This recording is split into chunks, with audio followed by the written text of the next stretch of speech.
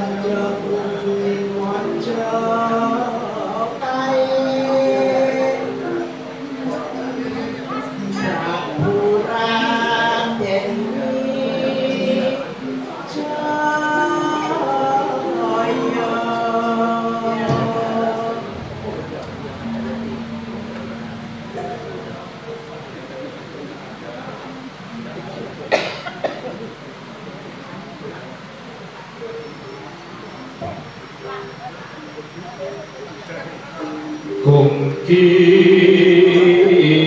munggung pekati sang putri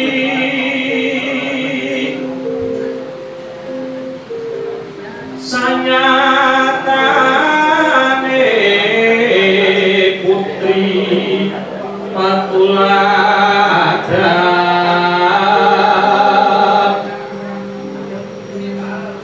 mring kawula sekabehe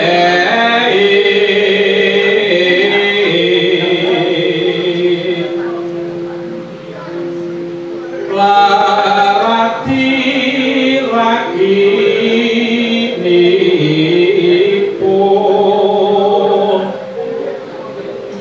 tamuji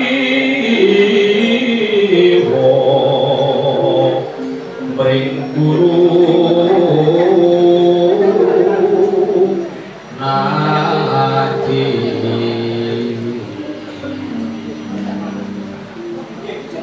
laku tindak utama rinten patra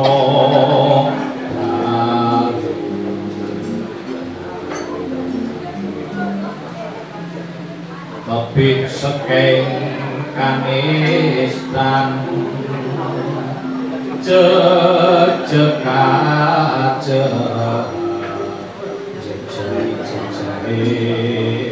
putri pantes patuti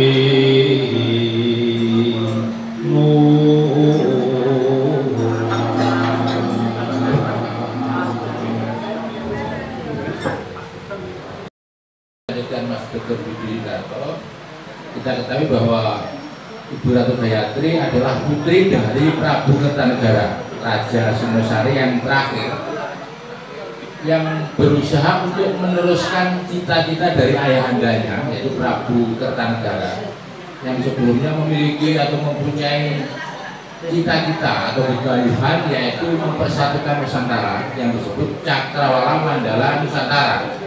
tadi sebagaimana disampaikan oleh Mas Haryadi.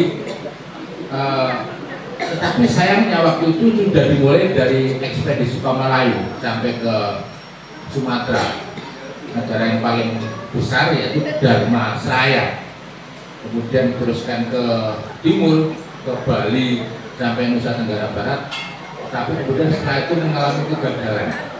Nah, kegagalan dari yang dilakukan oleh Prabu Kertanegara itu kemudian dilanjutkan yang kedua, misi yang kedua yaitu Cakrawala Mandala Nusantara yang kedua, dari inspirasi yang dilakukan oleh Ibu Gayatri, Ratu Gayatri melalui putrinya. Tadi disampaikan oleh Mas Haryadi, pasca kepemimpinan Prabu Jayanegara, semestinya yang menjadi atau berhak menjadi ratu di Mojopahit atau raja di Mojopahit yaitu Ibu Ratu Gayatri. Tapi kemudian beliau lebih memilih menjadi biksuni yang notabene kemudian diteruskan oleh putrinya yaitu Tribhuwana Tunggadewi dan menjadi ratu di Mojopahit. Saat itu dengan Patih Mahapatih Gajah Mada yang kemudian puncaknya dari Ratu Tribhuwana Tunggadewi itu tahun 1350 itu puncak kejayaan Mojopahit. Yang bersamaan dengan itu meninggallah atau wafatlah Ibu Gayatri. Jadi kemudian karena posisi Tribhuwana Tunggadewi sebagaimana yang disampaikan oleh Mas Haryadi itu mewakili ibunya, maka ketika Ibu Ratu Gayatri meninggal dunia, maka Ratu Tribhuwana Tunggadewi pun akhirnya kemudian lengser ke Prabon. Selanjutnya diteruskan oleh putranya yaitu Prabu Hayam Wuruk. Nanti saya tanyakan ke Mas Haryadi, Prabu Hayam Wuruk ini sebenarnya putranya siapa? Ketika di akhir perjalanan kemudian Prabu Hayam Wuruk itu menanyakan pada ibunya, loh itu gitu. Nah ini, mohon maaf, ini artinya menyangkut silsilah. Walaupun kita ketahui silsilah, bahkan mohon maaf, orang nomor satu di Indonesia pun juga banyak yang tidak jelas asal-usul ini gimana. Yang kita notabene kita saja jelas, oh si A ini bapaknya itu, si B bapaknya itu, dan seterusnya. Tapi justru di sini tidak jelas. Ini permasalahan tersendiri.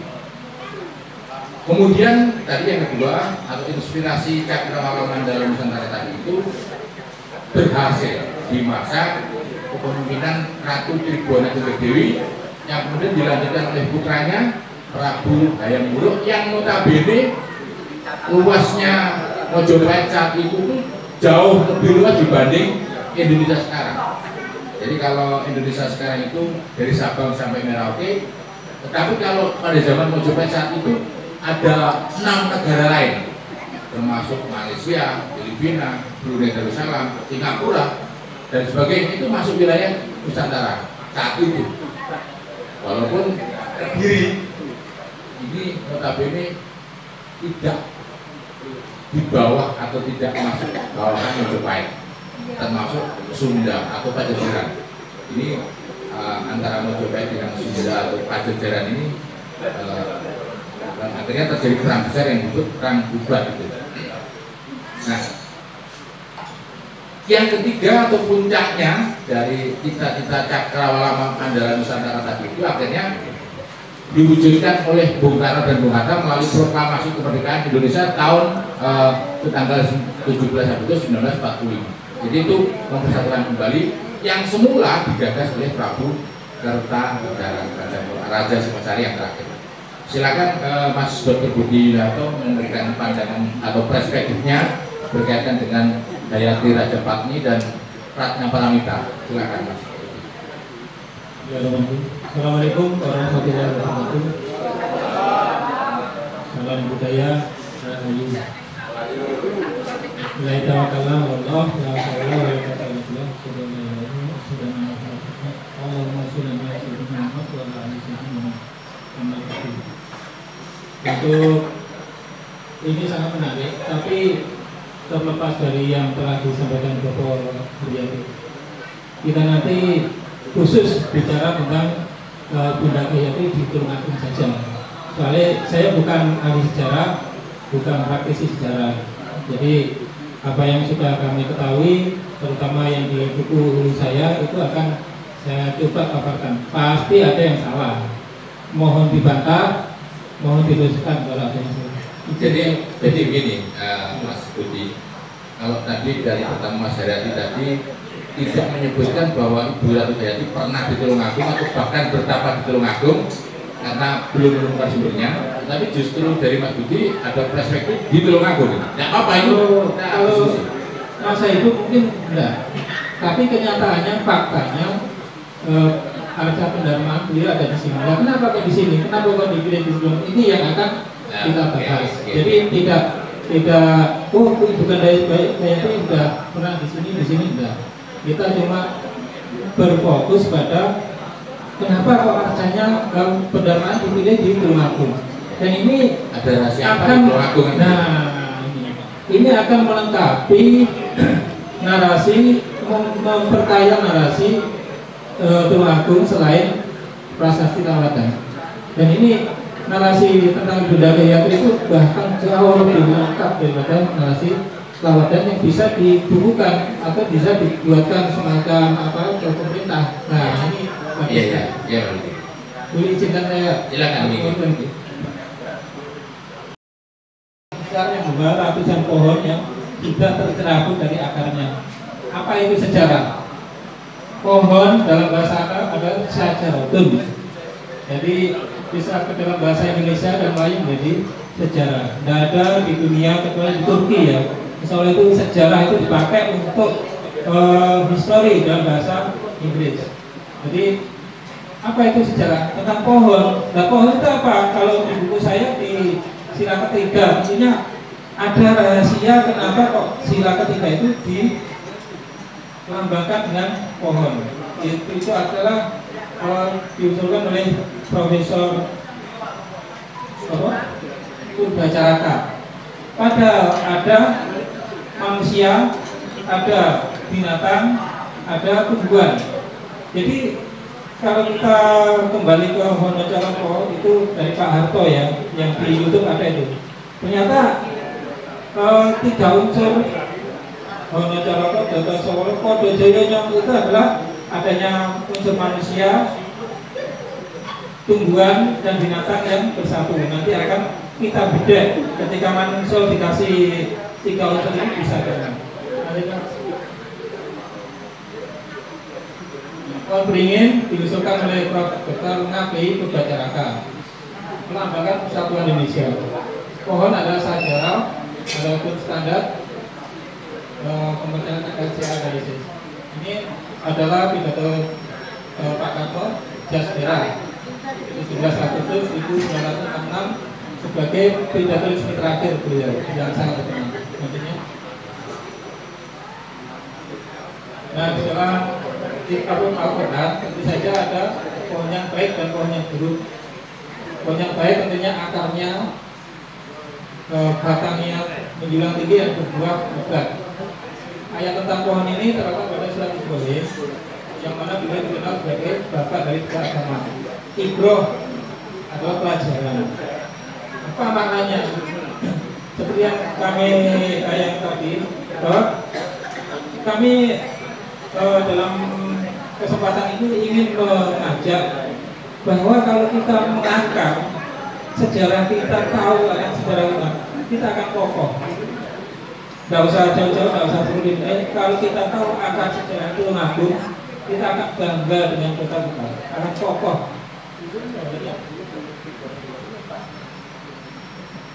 Ini adalah LCA analisis. Ini kalau orang kedokteran tahu. Jadi teknik pemecahan masalah berbasis pohon ini yang ditemukan oleh NASA itu 950. Selanjutnya,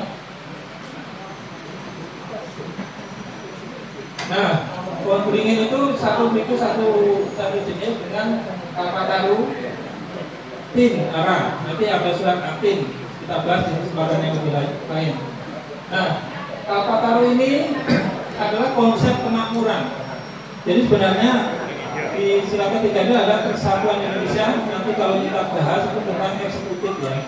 Jadi ada cita-cita bangsa melindungi segenap keutamaan bangsa Indonesia, memajukan kesejahteraan umum. Nah ini tugasnya sila ketiga, agar memajukan kesejahteraan umum dengan pohon kalpataru, pohon harapan yang berbuah. Ini Mas Pincis Rojogrono yang akan disimpan dalam gentong-gentong. Jadi bukan kantong bolong, karena nanti kita itu kan itu ya apa pertambangan itu kalau ada kekayaan langsung keluar itu kantong bolong. Tapi kalau kata konsep yang murni adalah kekayaan ini akan disimpan untuk anak cucu kita. Jadi kalau bangsa Indonesia ini mau makmur, kekayaan ini jangan keluar saja keluar negeri, harus disimpan dalam gentong-gentong, dalam tempat-tempat yang kokoh yang dijaga oleh kinara-kinara ini. Ini kalpataru di Prambanan, di sini kalpataru di Candi Gunung Gangsir. Candi Gunung Gangsir itu ada yang ngomong itu adalah Boyolali yang di sebelah sana. Jadi Boyolali ada dua. Dan Candi Gunung Gangsir ini juga dipercaya sebagai pendalaman Gayatri juga.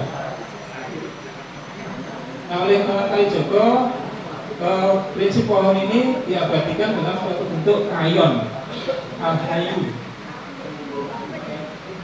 Terus, dulur papat lima pancet, pancetnya di sini. Alhayu yang apa? Kayon gumbangan ini adalah ada gumbangannya, ada semacam yoni nanti. Di baliknya nanti adalah benih dari suci jagat. Jadi ada lingga dan yoni. Konsepnya seperti itu. Nah, ini tokoh-tokoh di sekitar Gayatri yang pertama nggak gitu. Itu mati. Nah, itu dua. Ini ayahnya, ini suaminya, ini putrinya. Nah, coba. Jadi ada arca Kertanegara sebagai Bhairawa tersimpan di Belanda. Beliau jadi artis di Museum Pertahanan Belanda. Jadi Raja Kertanegara itu sangat terkenal di dunia, diakui sebagai ketokohannya, tersimpan di Museum Belanda. Ini adalah arca Harihara, adalah Pendarman Sri Kertajaya atau Raden Wijaya, disimpan di Monumen Nasional. Dan ini yang hebat, ini adalah ratu kita, Sri Tribhuwana Tunggadewi Putri Gayatri. Tersimpan di mana? Tersimpan di Metropolitan Museum New York. Jadi raja-raja kita ini sangat terkenal, sangat populer. Kita harus bangga sekali ya. Nah, siapa di antara tokoh ini circle-nya? Bagaimana Gayatri? Bayangkan, kita bayangkan. Ini jadi raja di Belanda sekarang, ini jadi penguasa New York. Wah ini luar biasa ini ya. Ya, selanjutnya.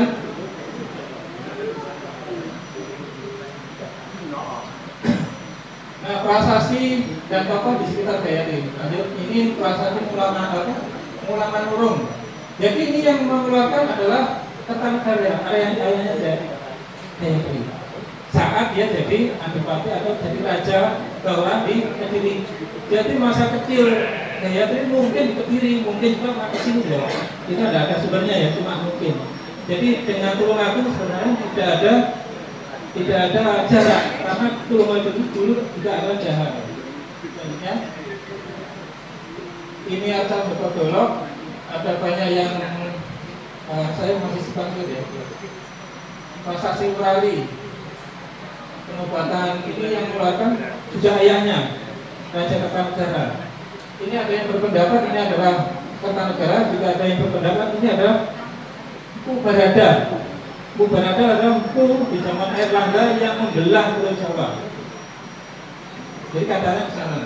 Jadi setelah Airlangga membelah Pulau Jawa, itu terjadi usaha-usaha untuk menyatukan Panjalu dan Jenggala. Tapi semuanya sepertinya terkena kutukan dari Mpu Barada ini, sehingga raja-raja yang berusaha menyatukan ini pasti blosor, pasti lengser ya, pasti tidak selamat gitu. Jadi terkena seolah-olah bisa terkena tulang. Tadinya ini adalah Sumpah Palapa. Dan ini adalah candi di Nganjuk, candi Ngkos adalah candi makam Raja Hayam. Masa pemerintahan beliau adalah salah satu masa keemasan. Disitulah masa-masa toleransi beragama sangat dijunjung tinggi. Buktinya apa? Kutangkula dan Putra dan Kutangkula menghasilkan kitab yang sangat terkenal, yaitu Negara Kertagama dan kitab tengah yang di situ ada Bhinneka Tunggal Ika. Jadi inilah circle-nya Gayatri dari bapaknya, suaminya, putranya, dan karya-karya di sekitar adalah karya besar semua. Jadi sebagai orang Tulungagung kita harus berbangga. Tulungagung dipilih menjadi tempat pendampingan acara Gayatri. Jadinya Gayatri dilakukan sebagai perwakilan Paramita.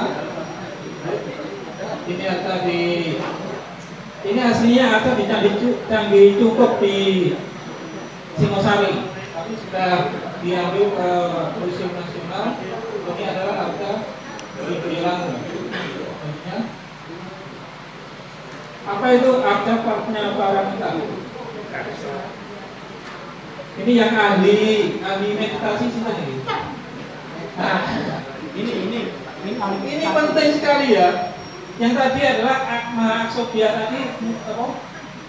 Bumi Samudra ya. Bumi Samudra itu memanggil bumi sebagai saksi. Kali ini lain lagi. Ini khusus ini adalah Dharma Cakamudra. Arta Paramita adalah sang dewi kebijaksanaan terkenal ya. Dharma Cakamudra. Lengan kirinya mengepit jembatan Upala Lotus Biru yang di atas bersemayam atribut putra Prajna Paramita dari sini. Selanjutnya. Nah ini kaitannya dengan kebijaksanaan. Kebijaksanaan itu apa? Dalam Pancasila, dalam sila keempat, kerakyatan dipimpin oleh hikmat bijaksana dalam permusyawaratan pengaturan.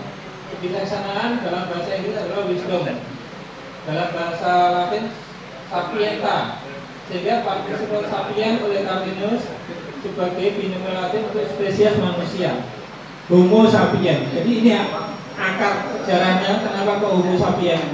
Ini yang membedakan manusia dengan yang lain. Karena apa? Punya kebijaksanaan. Nah kalau kita tidak bijaksana, ini adalah representatif DIKW-RT. Jadi data sebagaimana data ya data apa adanya. Akan 17/08/1945 tidak punya arti kecuali arti angka sendiri. Ketika dikasih konteks misalkan waktu, oh maka ini adalah tanggal 17 Agustus 1945. Dikasih mana, dia akan menjadi pengetahuan. Oh 17 Agustus ini adalah hari kemerdekaan Indonesia. Kalau wisdom itu adalah understanding yang integrasi, sudah terintegrasi, bisa membedakan yang hak yang badai, yang benar dan yang salah. Jadi 17 Agustus itu adalah garis bersejarah kemerdekaan bangsa Indonesia yang merupakan jembatan emas menuju cita-cita bangsa. Jadi kebijaksanaan di sini kaitannya dengan dewi kebijaksanaan yang tadi tanpa kita menerjemahkan lebih lanjut Prajna Paramita. Dari kan saya bukan ahlinya. Tadinya Dharma Cakramudra. Nah seperti ini bisa. Ini perlu di. Jadi saya mencari Pancasila itu maksudnya apa? Pancasila itu di antara banyak cerita, di antara banyak arti. Panca itu 5, sila itu ya silo. Jadi silo yang jumlahnya 5. Saya mencari itu, ketemu Bumi Samudra. Yang kedua ketemu ini Dharma Cakramudra. Udah Dharma ini ya. Ditaruh di cakra jantung di pusat. Ini pancer ya. Tadinya jika di Borobudur ada 5 ya. Ini ternyata Dharma Cakramudra itu memang dipancer di puncaknya, di pusatnya. Berarti Tulungagung ini kalau ada arca itu adalah pusat dari apa? Ini yang akan kita bahas. Next. Nah, Kamalapun Panda adalah pusat Mandala Pulau Jawa era Prabu Airlangga di negara Kertagama. Ini di pukul 67, 68, dan 69. Apa ini Mbak Niko?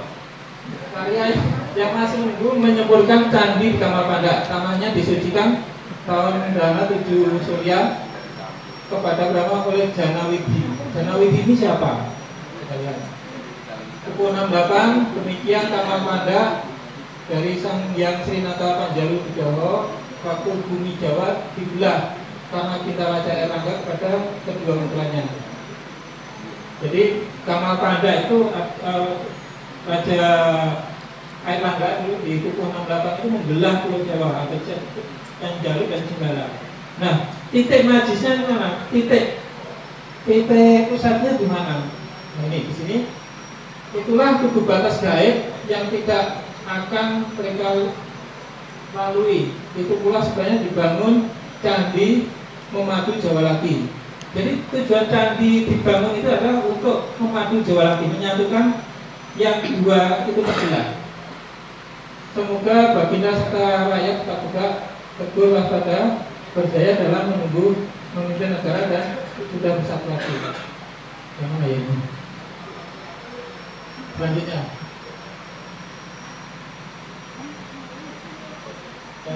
Jadi titik mati bulan ini bisa dilihat di vlognya Mas Arkeolog, Mas siapa itu? Mas siapa? Jadi Richard ya, Mas ini. Jadi arah itu ada dua, arah sebagai arah mata angin dan arah sebagai mandala. Kalau mandala menurut beliau Pulau Jawa ini harus diputar. Jadi mandalanya pusatnya di Candi ini, membelah Jenggala dan Panjalu.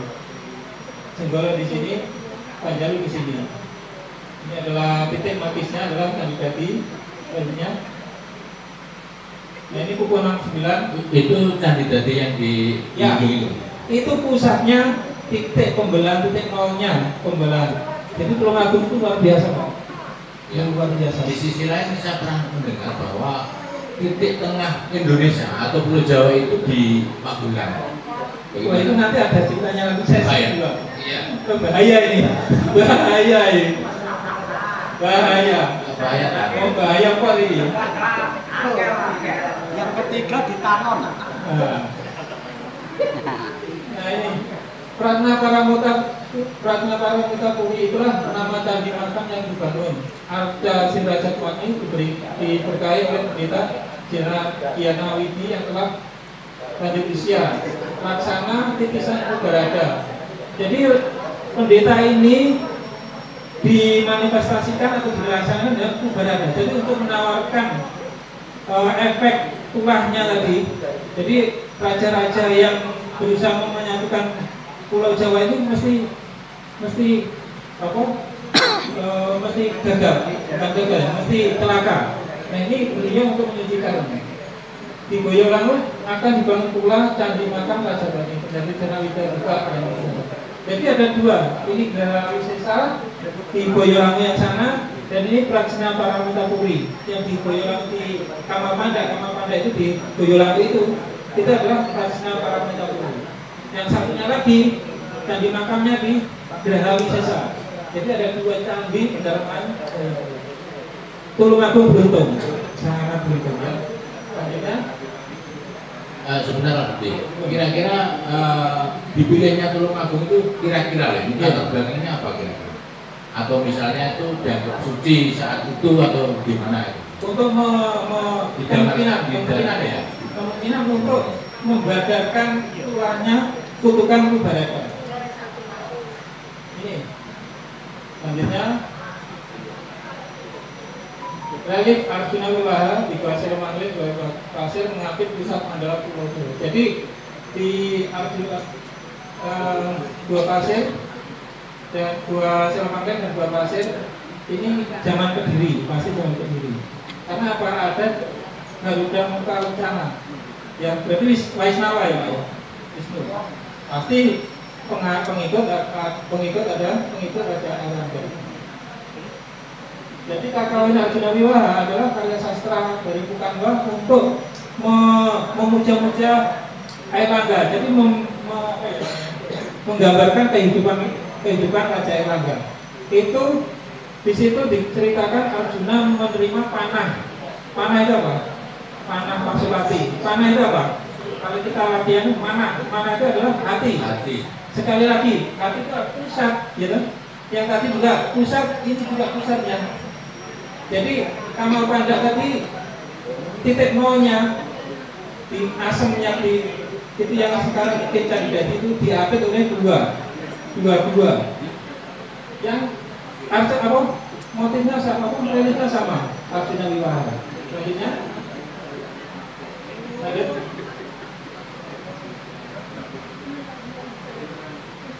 Nah, satu cakra ini duanya. Ini kukuh kedua. Cakra tingkat yang memayungi jagat. Ini mungkin yang kita agak keliru, Pak. Memayu hayuning hayu bawono. Ternyata di negara Kertajama itu ada, Pak. Memayu jadi payungi bawono. Ini cakra tingkat ini kemudian cakra tingkat. Maka kan ada ya di kisah pewayangan Wahyu Cakraningrat, Wahyu sebenarnya Makutoromo bersatu akan menjadi penerus raja. Jadi yang bisa menerima Wahyu Cakraningrat dan Wahyu Makutoromo akan bisa Makutoromo itu yang mendapatkan kan Arjuna. Kalau Cakraningrat yang mendapatkan Arjuna. Nanti yang bersatu kan di cucunya. Iya. Jadi Ratu Adilnya kan. Nah, apa maksudnya? Kalau tadi panah Pasupati ya, Pasupati itu kan di Tulungagung, di Arjuna Wiwaha Tulungagung. Nah, Pasupati itu apa toh? Kalau panah itu dilepaskan akan pasti membunuh, ya toh? Tidak akan, kalau tidak bisa membunuh musuh atau membunuh dirinya sendiri. Jadi kalau kita punya Pasupati, lawannya wong balik yang awake supaya bisa mengendalikan Pasupati, Arjuna akan lari ke Gunung Arjuna, mendaki Gunung Arjuna ke situ Makutoromo. Dia akan menerima Wahyu Makutoromo dan apa? Hastabrata itu. Nah, oke ya. Selanjutnya, ya, memayu hayuning bawono tetap payung Cakraningrat. Wahyu Pak. Jadi kalau ada yang mau jadi AG1 atau RI1 harusnya ke Tulungagung. Mencarilah Wahyu Cakraningrat ini, Pak. Loh, itu pernah terbukti, yaitu memang khusus dalam rangka itu, maaf, Pak SBY itu sebulan sebelum Pilpres itu datang ke Tulungagung untuk tirakatan. Nah, ini dan akhirnya diri. Itu betul. Jadi tirakatan di Tulungagung Selatan. Ternyata ini bukan main apa, bukan ini dari sumber primer ya, masyarakat agama. Memayungi bawono, memayu hayuning bawono. Ini juga rekaman Yusri dari Candi Jago oleh Aditya Warman dalam kerajaan yang dikuasai oleh ibu yang mulia Rajapati. Jadi beliau adalah penguasa. Oke, tadinya waktunya apa masih lama? Enggak, Enggak satu ya. Tunggu Mas Tri Yono nanti habis ini. Maaf. Nah ini, jadi sila ketiga adalah hatinya Pancasila. Persatuan Indonesia adalah hatinya bangsa Indonesia. Pohon lambang apa? Lambang pohon satu jenis kalpataru, dan kalpataru itu adalah konsep kehidupan atau hati. Arjuna adalah hatinya Pandawa 5 dengan panah Pasupati. Panah juga manah, hati juga. Dharma Cakra Mudra meletakkan tangan di depan cakra jantung, hati juga. Ini Buddha dengan posisi Dharma berada di posisi pusat mandala, pancer ya.